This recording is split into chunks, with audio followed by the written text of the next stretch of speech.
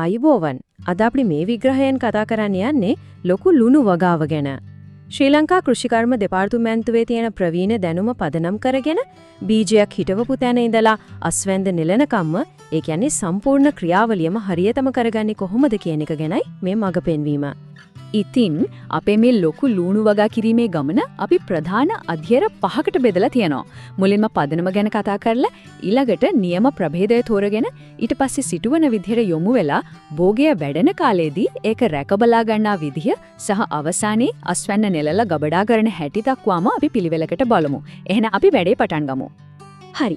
එහෙනම් අපි කෙලින්ම යමු පළවෙනි කොටසට. සාර්ථක අස්වැන්නක් ගන්න නම් අනිවාර්යයෙන්ම තියෙන්න ඕන. ඒ කියන්නේ මඟ හරින්නම බැරි කොන්දේසි ටික මොනවද කියන එක තමයි අපි මුලින්ම බලන්නේ. ලොකු ලුණු නැත්තන් විද්‍යාත්මක නාමය ඇලියම් සෙපා කියන්නේ ඇත්තටම අපේ රටේ නැතොම බැරි කුළුබඩු භෝගයක්.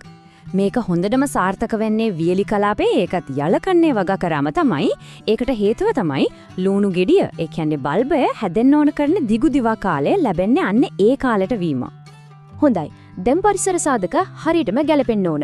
වගා කාලය පුරාවටම වර්ෂාව මිලිමීටර් 750ට වඩා අඩු වෙන්න ඕන. හැබැයි මේක තමයි වැදගත්ම දේ.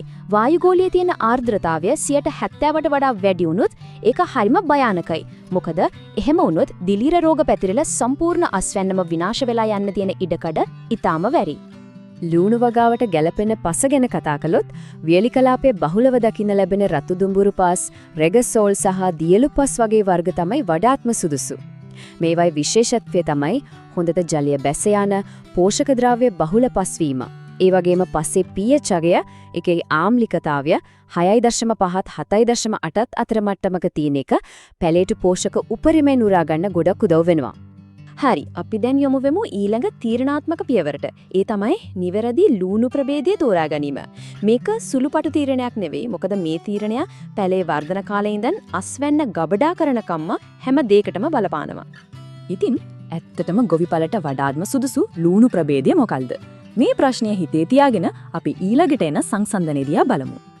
හොඳයි. මේ ස්ලයිඩ් එකේ තියෙන රසවත්ම දේ තමයි මේ විකල්පයන් පැහැදිලිව වෙන් කරලා පෙන්වන එක.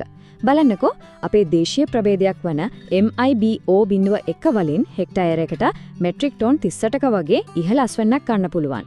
ඒකම අනිත් පැත්තෙන් නාසික් රෙඩ් කියන ප්‍රභේදය දිගු කාලයක් දබඩා කරන්න අමාරුයි. ඒ නිසා ඒක ගොඩක් වෙලාවට කොළලුණු විදියට විකුණන එක තමයි වඩාත් ලාභදායී.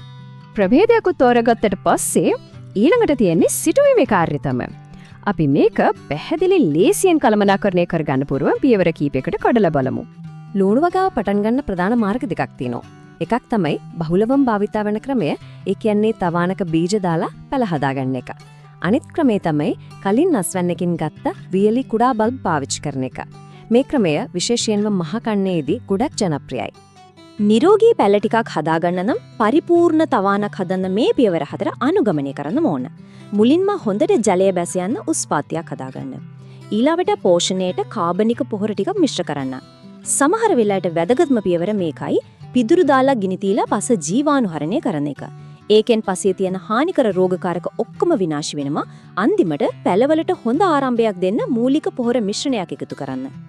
බීජ වපුරන්න කලින් කරන්න ඕන දෙයක් තමයි දිලීර නාශකයකින් බීජ පිරියම් කරන එක.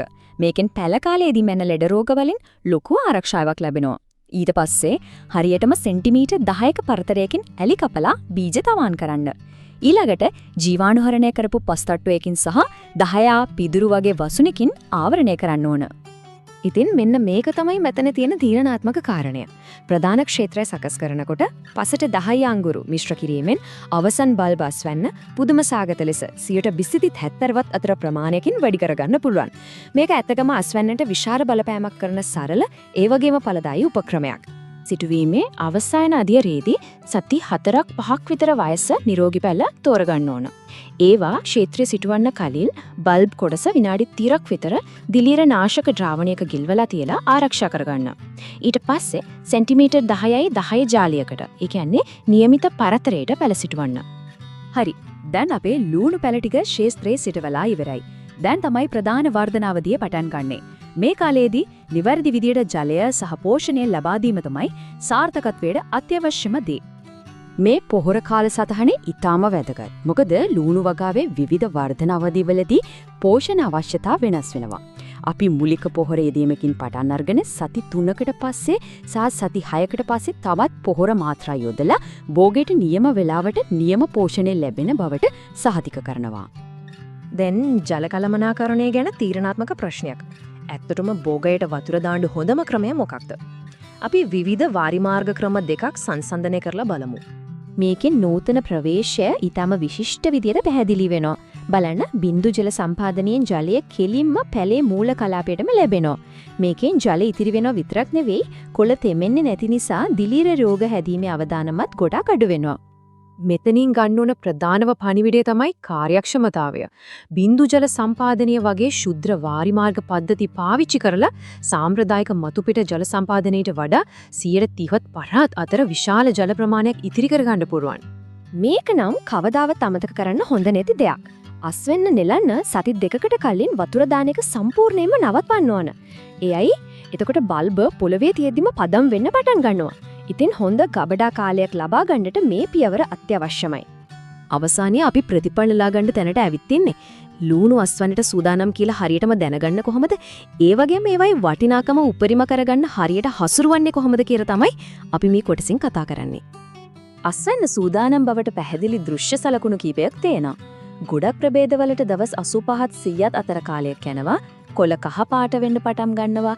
හැබැයි වැදගත්ම දේ තමයි බල්බයට ටිකක් උඩින් තියෙන ගෙල කොටස දුර්වල වෙලා කඩා වැටෙන එක. අනේක තමයි නියම ලකුණ. අස්වැන්න නිලුවා කියලා වැඩ ඉවර නැහැ. අස්වැන්න මාස ගාණක් තියාගන්න නම් මේ පීවර ටික අනුගමනය කරන්නම ඕන. මුලින්ම ක්ෂේත්‍රයේම පදම් වීමට ඉඩ හරින්න. හැබැයි බල්බ් වලට තද අවුව වදින්න දෙන්න එපා. ඊට පස්සේ හොඳට හුලං වැදෙන තැනක පවනේ වියලලා වියලි පිටු පොතු ඉවත් කරලා ගබඩා කරන. මේ විදියට මාස 3ත් 5ත් අතර කාලයක් අස්වැන්න හොඳින් ආරක්ෂා කරගන්න පුළුවන්. ඉතින් මේ දැනුමත් එක්ක ලූණු වගා කිරීමේ සාර්ථක ගමනක් පටන් ගන්න සූදානම්ද?